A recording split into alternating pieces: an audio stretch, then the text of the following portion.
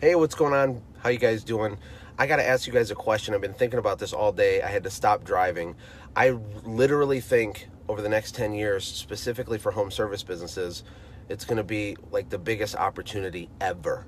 And I was thinking about this the other day talking to my wife, and I want to know if you agree, and this is the middle of the day I'm making this, so if you catch the replay, that's fine, but I want you to comment and let me know like your thoughts on this, because like 100 years ago, people didn't like pay you money to clean their windows, or maybe like the super ultra elite class of people would have paid for a service like that. But now like services are normalized, but that's not the reason it's a modern day gold rush. What's happening is you have the baby boomers who are getting really old, and they're moving into like the age where they can't do things themselves, and they're moving into assisted livings.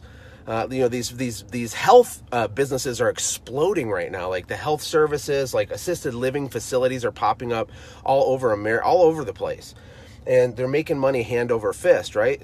And these facilities are you can charge them huge amounts of money if you get the right connections and relationships with these places. And then you get 1, and then you get 3, and then you get 12, and you get whatever.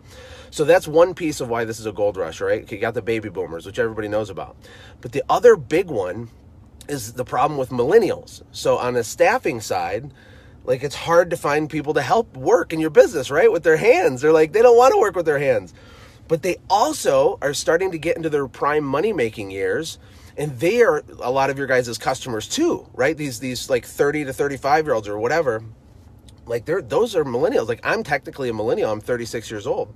But what's crazy is that they're hiring more services than any other previous generation, okay? This is insane. That's why my friend Derek Christian, he had a multi-million-dollar maid service. He sold that, and he's doing something with handyman services now. And then I read this study about how handyman services are exploding all over the country because, guess what? Millennials don't know how to fix a leaky pipe. They don't know how to do anything, right? Like my parents' generation know how to change their own brake pads. They know how to do all that stuff. And like I sort of know some of it, but honestly, I'm not great at that. So you have the millennials are actually creating demand by being super dumb in terms of like how to maintain their stuff, right? So that's good for you. But they're also creating a shortage of labor because they don't want to work with their hands out in the field.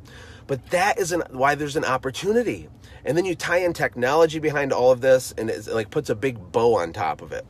Because, with the rise of voice technology like Google Home and Alexa and all that stuff, imagine this, like if you can figure out how to actually have enough company culture and you can lead your team at a high level, if you can figure that out and you can get ahead of the technology stuff where you have, like you understand how to get, in the Google Voice thing, and when someone says, hey, carpet cleaning, Alexa, give me a carpet cleaner. If you can spend some time and get ahead of that stuff, if you understand funnels and how to automate your sales process for your home services, and you are good at recruiting and retaining laborers, you're going to destroy your local competition. I'm serious. I think this is a huge thing because you have the aging population. They're like giving you money. They're like, take my money, do the services.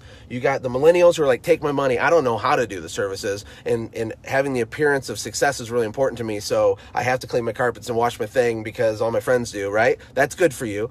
And then you have a labor shortage, which a lot of you guys are like complaining about, but it is fixable. It's not that it's easy. It has to do with the way that you gamify your job offering. It has to do with the way that you make your job offering not a job. You make it a career. Instead of offering them pay, you offer them a compensation package. You go super heavy on relationships with your team and gamification. And you have to do things different now. You can't just post an ad and say, labor job needed, must be drug-free, burp, burp, burp, like that. You can't do that. But if you figure out just those few things on the tech side, on the culture side, and people are going to get left behind. Am I being dramatic? I'm going to go back and read your comments. But I really think this is a big freaking deal. Is the aging baby boomer population in conjunction with the millennials, nobody does home services, there's going to be a gold rush. But at the same time, there's a labor crisis and finding quality people, young people that want to work with their hands. That's an opportunity for you. That is not a bad thing. It's a good thing. So if you can lead well and recruit and focus on culture and gamify your home service job experience, you're going to be the only logical company they can go with. And then to put a big bow on it, if you get ahead on the technology curve, I promise you that almost all of your local competitors would never even see a video like this talking about this stuff. The fact that you even can take a minute out of your day to consume an idea like this puts you ahead of the game if you execute on it. So that's it. That's my rant. But I'm encouraged for you. I'm excited for you. This is insane. So anyway, go get them. Talk to you guys later.